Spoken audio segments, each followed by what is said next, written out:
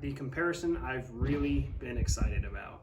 The Trijicon SRO and the Holosun 508T V2 Green. So you're asking, why would I want to compare the Holosun 508T to the SRO when the 508T is much closer in comparison to the RMR? And that's the reason I don't want to compare the RMR and the 508T. There are duty rated optics. They can take a huge amount of abuse, but the 508T and the RMR window is about the same size.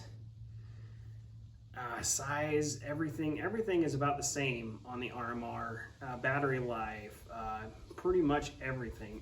The 508T has more features, has a side access battery, reticle, it's got the green dot on it, and that's obviously why I chose it over the RMR, but there's not a lot of difference in between the two of them. I mean, they fill the same exact role, so there's not a lot of comparison I want to do between them. The tint's about the same, the window size is about the same. There's not a huge amount of difference. I mean, if you like Trijicon, go Trijicon. I like the Holosun because it does give more features, and so I liked it better, so I went with Holosun. But I don't feel there's much to compare on those two. There's just not a lot of difference.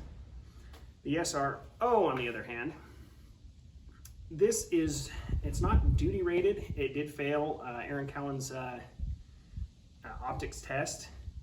Only when it was dropped though, and judging by the shape, you know if you drop it from shoulder height onto concrete, it's gonna crack. But every bit of one-handed manipulation he was doing up against barrels, up against everything. I watched Mr. Guns and Gear drop one of these on a pistol onto his wooden deck, and it didn't crack it. So it's durable. It's not like it's a fragile optic. So it's something you could carry, and I don't think a guy would be too worried about, okay, so I'm never going to drop it on the concrete, I'm not worried about that. You could probably carry one of those just fine, even in a duty roll, and be just fine. I mean, nothing would probably ever stop it.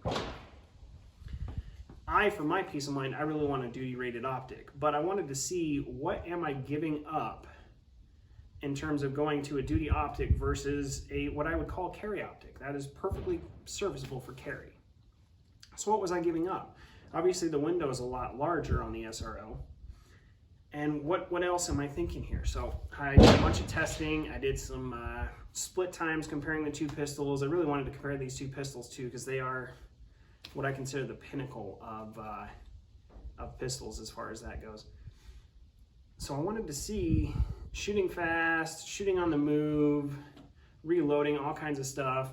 Was I giving up anything with that larger window? And the glass is just a little bit clearer on the Trijicon. It's still coated, so you still get that 50,000 hours, but it's just a fraction, I mean just a tiny amount clearer with less blue tint than the Holosun 508T or the RMR. The Holosun 508T and the RMR's tint are very close. So through all this testing I've been doing today, and we went through a lot of rounds on both these pistols back and forth, so I could just pick one up, climb a mag in it, go. I don't think I'm giving up anything at all.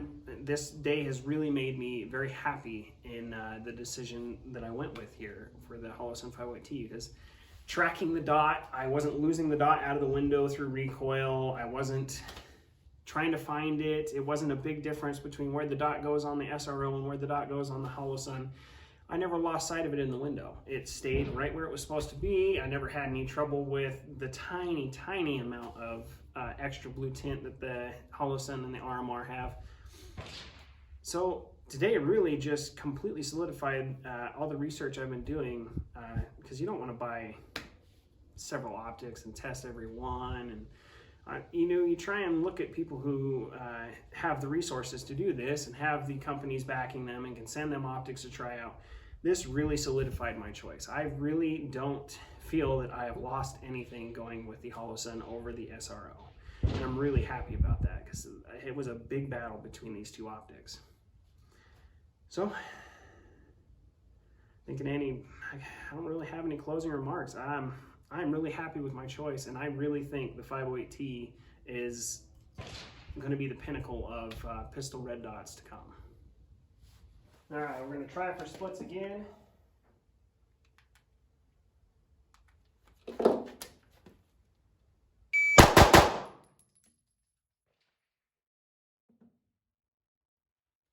that time. STI 0.17. See if they're all of 0.17s. Back to the Shadow 2.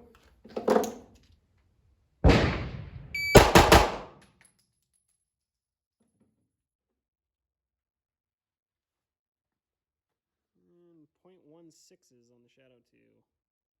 Just getting a little faster as I warm up here, but not seeing a huge difference in the speed I'm able to shoot them. I took some slow motion video of the recoil impulse. Man, they are so close together that it's hard to decipher what gain I'm getting. So the Shadow 2 is a little bit heavier, but the DVC-P is running a comp, and for the life of me, I can't feel a huge difference between them. They're so close, just right up there at the top.